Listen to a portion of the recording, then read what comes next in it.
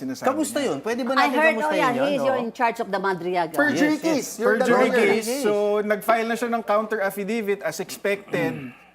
Wala siyang na-dispute ng maayos. Saan yan? Sa Sa RTC? Perjury. Office of the City Prosecutor of Taguig. Taguig. Okay. Nag-file na siya ng counter affidavit. Kami naman magpa-file kami sa Lunes.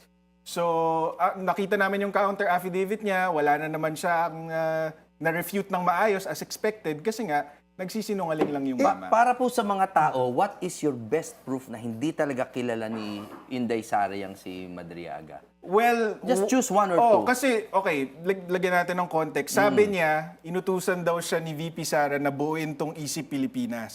Okay?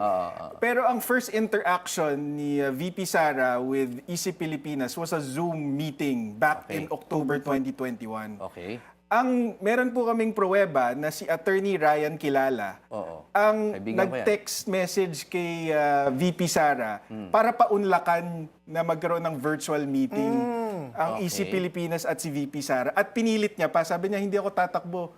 So, pinilit pa. Binola pa Attorney ni Kilala. Sumali Attorney lang dun Kilala. sa Zoom. Oh, so, kung Ilan yung nasa Zoom? siguro 30, ganyan. So, ang punto doon is... So, ang founder is Attorney Kilala. Hindi. Naisip. Not Hindi. even. Ang magkaibigan, si Madriaga at saka si Kilala ang may kaibigan naman ni VP Sara. So, ang request ni Madriaga para makipag-ugnayan kay VP Sara, itong si Attorney Ryan Kilala. So, But who is the founder, sir, of Easy Pilipinas? Hindi si ko Madriaga kilala. talaga. Si Madriaga talaga.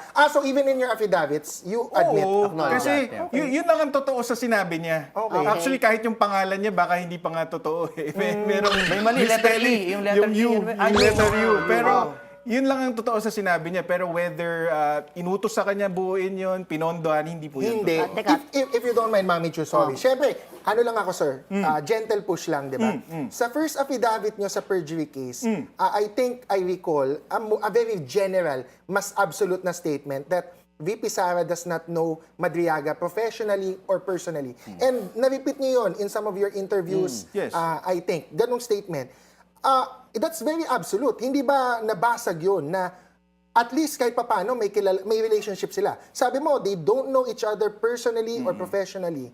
Medyo mas absolute. Yeah. Ba't nabasag eh? Kasi may napakita naman na kilala naman nila yung isa't isa. Hindi may interaction kasi sila. yung mga pictures na pinapakita niya sa kampanya, ang daming taong supporters ni VP Sara ang meron nun eh. Yung birthday greeting, para sa akin, yun mismo yung patunay na hindi sila magkakilala. Kasi shout out yun eh. shout Yung out. pinabuhat, sir, yung ano, Sir Ram, pinakuha yung So ganon. na-address na yan sa affidavit ni Attorney Ryan Kilala. Bale, sa Matnog, Sorsogon yan eh. Dumaan may motorcycle caravan sila VP Sara, nakita niyang may Easy Pilipinas, gusto niyang pasalamatan, tinawagan niya si Attorney Ryan. Sabi niya, may nadaanan ako dito, sino bang papasalamatan dito? Sabi si Ram Madriaga, hanapin mo. Okay. Anyway. Yun, nasagot Yun. na.